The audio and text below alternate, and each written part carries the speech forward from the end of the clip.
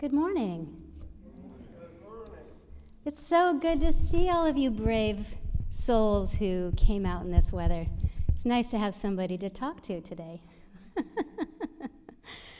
So I believe that it's Unity of New Orleans' 93rd birthday in a few days, on December 1st. So I just want to take this time to acknowledge our predecessors, Winky's mother and grandmother, and those who established Unity of New Orleans. I'm so grateful. They were certainly ahead of their time. And what a legacy they have left for us here. So, did you know that Friday was Native American Heritage Day? No. Yeah, it's really important that we take this time to honor the ancestors of our land. And so we're going to bring that into our message today. These indigenous people lived in North America for at least 12,000 years, according to archaeological records before the Europeans arrived. So this is their land. And we have a rich legacy of native tribes here in Louisiana, which you are all probably familiar with. I wasn't raised here, so this is new to me. So let me tell you a little bit about what I learned. There are at least 7 different federally recognized native tribes in our state, which include the Choctaw, the Homa, the Natchez, and the Tunica. But I have heard that there are more than 55 tribes here in Louisiana. So I'm not sure if there's a difference between federally recognized and other, but we have a rich culture of indigenous people here. And in New Orleans, we all know and love the Mardi Gras Indians, which is one of our greatest cultural treasures. Today we see the Indians masking and parading with their elaborate costume and ritual to honor the indigenous elders of our land here. And it is something that I'm truly grateful to be able to experience. Now, we know that unity honors all paths, and this is really important for our message today. Charles Fillmore said, "The true church is not made of creeds and forms, nor is it contained in the walls of wood and stone. The heart of man is its temple, and the spirit of truth is the one guide into all truth. When we learn to turn within to the spirit of truth, who is in each one of us, for the light of inspiration, the differences between the churches of man will be eliminated, and the one church will be recognized." And this is why Unity of New Orleans and Unity around the world is an inclusive spiritual community. We honor all people and we welcome all spiritual paths here. And we draw from the wisdom of all of these paths. And today we're going to draw from the wisdom of the native peoples. They were deeply connected to the earth, to the Mother Earth, to Gaia, Pachamama, and they respected the power of the elements. And they revered the earth, the fire, the air, and especially water. Water is a mighty substance, and this lesson is so appropriate with all this rain that we're having, so you can really get into the feeling of water today. We're going to talk about water, the intelligence of water, and how to be in the flow of life. So water is foundational. It's one of the most important ingredients and an active participant in the making of life. And science has much to say about water. Now, I love to bridge science and spirit, so stay with me here. We're going somewhere in a spiritual way, but I'm going to bring some science in today. Water has both memory and intelligence. It doesn't just react to the environment around it, it responds to the environment. The adult human body is 60% water. The brain and the heart are 73% water. The lungs are 83%, the skin is 64%, the muscles and kidneys are 79%, and even the bones are watery at 31%. Furthermore, over 70% of the earth is covered by water, so all life springs from water. The other elements like air and fire and earth are important, but in volume, water wins. So water has a more active and participatory role than any other element on Earth. And it's obvious that we need to be harmonious with water, otherwise we're going to really be challenged in life. The molecular structure of water is changed with different circumstances. Vibrations in the form of touch, thought, emotion, sound, presence, and meditation can influence the molecular structure of water. So when you are joyful, peaceful, blissful, or stressed and angry, your brain and body biochemistry changes. Because water is an intelligent liquid, it responds to your attitude about it. Now, the Hopi tribe has always believed and taught that this water has wisdom. And the Hopi elders have always said water is intelligent. When you are happy, you have happy water crystals, and when you are angry, you have angry water crystals. So our bodily condition depends on our state of mind. No two persons of the same age are in exactly the same bodily condition. So this shows that years don't really have anything to do with what makes a person young or old. According to the Hopi, long ago there was nothing but water from the beginning of time. And this is what the Hopi called the first world. Life was created from water. And when life was first created, it was beautiful, a perfect circle. In the first world, there was balance and harmony and peace. And this balance and harmony was destroyed when man and his greed took over.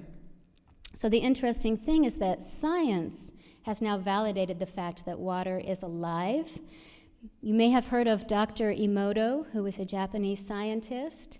He wrote a book called Messages from Water. And he revealed startling transformations in water crystals when exposed to different conditions like music or written words. Dr. Emoto's photographs, which if you haven't seen them, are amazing, and I highly recommend that you go look at them.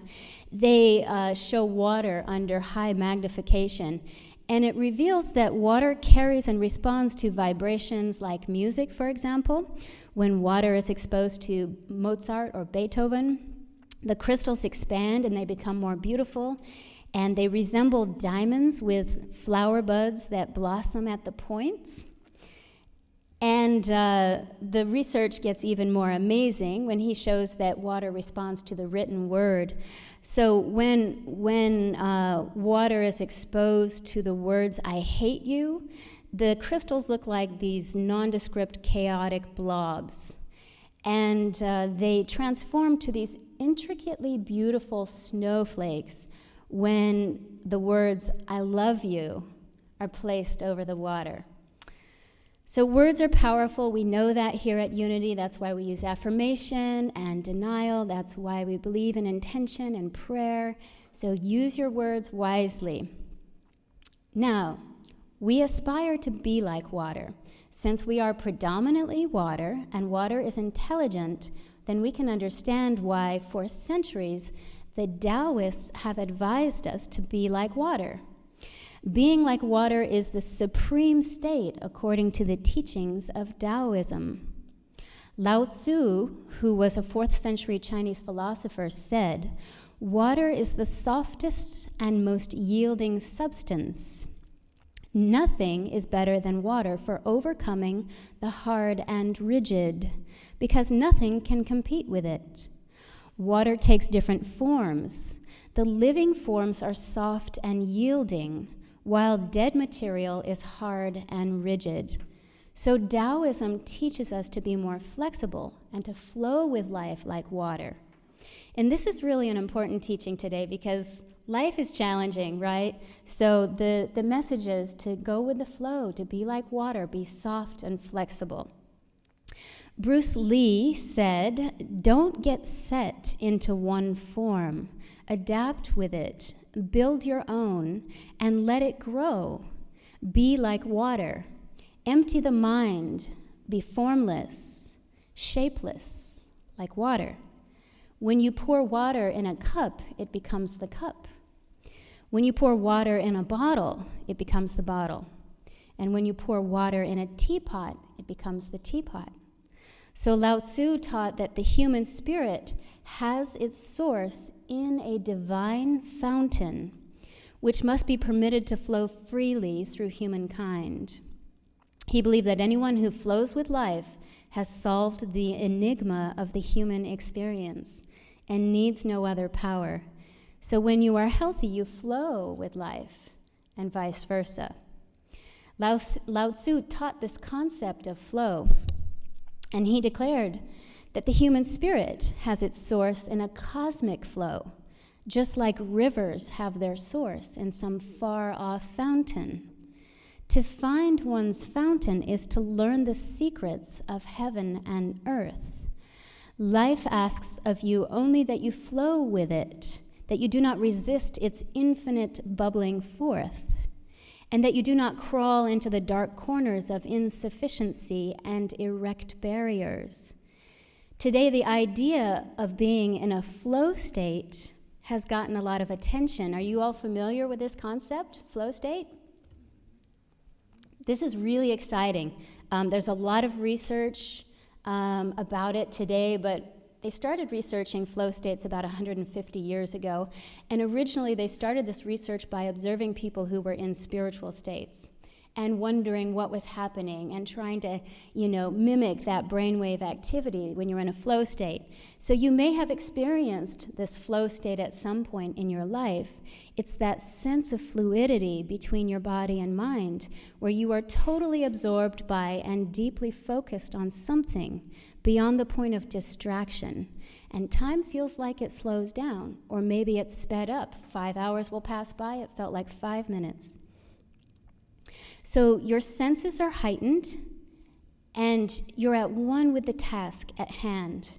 And as action and awareness sync to create this effortless momentum. And this is the flow state, and it's accessible to everyone, whether you're engaged in a physical activity or a creative pursuit, or even a simple day-to-day task. So we're going to talk about getting into this flow state. This is what athletes call being in the zone. John Coltrane called it being in the pocket. Robin Williams called it the forever box when he was doing comedy and there was just this effortless flow. And runners call it a runner's high. So maybe you've experienced it and didn't know what it was. But amazing things happen when we are in this flow state. Your sense of self, your ego vanishes, and your performance skyrockets. And when we are in flow, we are 5 times more productive. So that's a 500% increase in productivity. So you can imagine that they're now teaching flow state in corporate environments for production. We learn twice as fast in a flow state, and our neurobiological state changes. And the most prominent change is that we experience what's called a transient hypofrontality. I'm sure our doctors know what this means. This is a temporary shutdown of the prefrontal cortex, wherein your ego and your sense of self disappears. So you don't think about yourself, but you're totally engaged and focused on the task at hand. You're totally present, and everything is available for your performance. It's the most powerful state for the functioning of our brain. And researchers have been interested in studying this because they recognize the value of these flow states. So I want to talk a little bit about the neuroscience of flow states because it's interesting to me because there's a correlation between this and meditation. So flow states happen when our brainwave activity is at the border of alpha and theta states. And alpha is where we're relaxed, kind of like daydreaming. And theta is that brainwave activity that we get into when we're in REM sleep, or we're having a spiritual experience, or we're meditating, or we're dreaming. And when you're in this deep state of relaxation, you have these gamma spikes. And in gamma states, we have epiphanies. We have those revelations. We have those aha moments. So there are different types of flow states. And there is the athlete's high. So you can get this into this state through physical activity. We have the deep thinkers who go into flow through concentration. And then we have the flow goers, like those who find flow in meditation or music or yoga. So we can get into this flow state with deep concentration, with physical activity, or with an activity like music that provides us with a mystical experience. So here we have this indigenous wisdom about water and the intelligence of water. And then we have the ancient philosophers like Lao Tzu telling us to be like water. And now we have science showing that when you're in a flow state, you're functioning at your highest capacity. And this is really a spiritual teaching. Like I said, they became interested in flow states by observing people who were having mystical experiences. So when we tap into the flow state of being, our life becomes effortless. We are more flexible, and we experience a true abundance, which is our divine inheritance.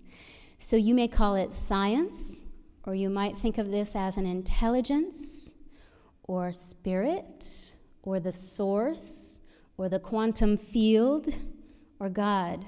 It really doesn't matter what you call it, it's all the same thing. And so I'm going to encourage you to find your flow state. Find that avenue that allows you to get into this space where you're highly functional, where you're effortlessly flowing with the task that you're involved in, where you have these epiphanies and these aha moments. But today we're going to talk about meditation, because this is the spiritual path, and that's what we teach here at Unity. And meditation is so profoundly transformational. And there are many ways to experience meditation.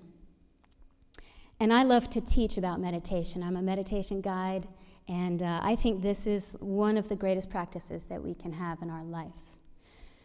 So the great mystics of all spiritual paths taught that life is lived from within outward. And this means that the whole universe is concentrated at the point where you are.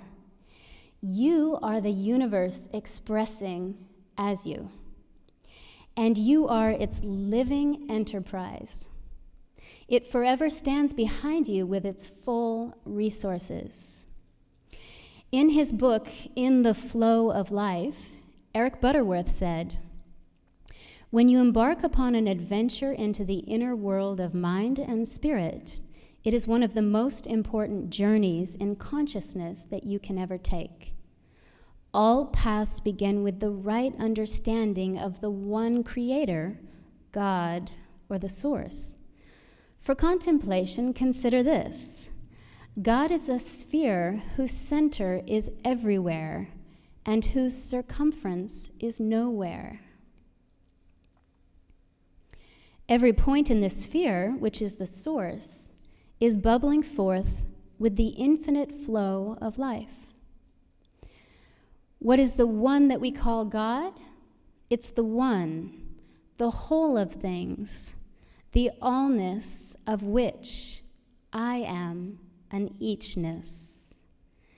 No matter what I may think I am the flowing forth of the one." Patanjali, who was an ancient Indian mystic and the author of the Yoga Sutras, said, "As the removal of earth by a farmer digging a ditch opens a channel for water to flow to his crops, so the removal of obstacles by the student, the seeker, opens up a channel for the cosmic flow." So how do we remove these obstacles? We connect with the inner being. We go within. When you seek union with the source, a river of cosmic energy is available to you. Plotinus, who was an ancient Greek philosopher, said, "Let your mind and your heart release all that disturbs you. Let your body be still, and all the fretting of your body, and all that surrounds it. Let the heaven and earth and air be still." And then think of spirit as streaming, pouring, rushing, and shining into you, through you, and out from you in all directions while you sit quietly. Imagine this. Visualize spirit as this stream of cosmic energy pouring into you. Meditate on the idea that the creative process of the universe is streaming into you from all sides. Get this feeling so strongly that your whole body, your whole being bubbles with enthusiasm. And you can feel your body tingling. When you enter into this God union consciousness, you are in the flow of life. Your work will be done effectively and without the ego, and you will tap into the infinite flow of abundance because we live in an abundant universe. When you are in the flow, it is only natural that your life will be prosperous. So you can find this flow state by quieting your mind, releasing the sense of self, your ego, which is when we have that temporary prefrontal cortex pause. And then you open your heart. The heart is the abode of spirit. And in the heart, there exists this non-dualistic state of union between your consciousness and your heart. And in this flow state, there are no obstacles. And it's here that we have those gamma spikes, those epiphanies, those aha moments. Einstein used to access this state regularly. He used to daydream, and he would just release the ego, the sense of self, and he would have these insights, these strokes of genius that changed the world as we knew it. When you're in the flow, your ideas are the currency of your mind. So from divine mind comes these divine ideas that we bring forth into manifestation. And because you live in this infinite flow of divine abundance, you are always in the flow of the creative and the success-producing ideas. So there is never a limit to the flow, only a belief in limitation, which restricts it. The free flow of substance within you is the continuation of the divine effort that made you in the first place. Attune to your divine inheritance, which is abundance, an infinite flow. Allow these divine ideas to come through you. Charles Fillmore said, God is the mighty source of a stream of substance, and you are the tributary of that stream, a channel of expression. Blessing your substance increases its flow. And Eric Butterworth said, but the great truth of the reality of affluence is that there is a legitimate abundance for every person, which one can and must claim for oneself. Lack of any kind in the human experience is the result of some kind of obstruction of the free flow of the creative process. Malachi 3:10 reads, and see if I will not throw open the floodgates of heaven and pour out so much blessing that there will not be room enough to store it. Heaven is within you and flowing through you, and the very focus of the flow of the infinite is upon you. So get in tune with the flow, and the floodgates of heaven will open and pour out so many blessings to you. You are the open channel for that flow. You are the recipient of the blessings of heaven. So now we all know that prosperity doesn't have anything to do with how much money you have, but rather it's a state of consciousness. We've been talking about this. Mary Beth talked about the Thanksgiving consciousness last week, and the week before I talked about prosperity consciousness. So a true prosperity consciousness is consistently open to the flow, attracting opportunities to both give and receive, wisely directing the use of substance, and remaining free from its burden. So here's a hint. If you're worried about money, you're out of the flow. Remember that the word affluence means to flow forth, or free flow. So here our teachers tell us to let it flow. So let's try an affirmation right now, because we know that words are powerful. We know that what we speak is what we believe, and what we believe is what we manifest into our existence. So let's just take a pause here, take a deep breath in. Allow yourself to receive this affirmation. I am a clear channel for the free flow of divine energy and abundance. I am a clear channel for the free flow of divine energy and abundance.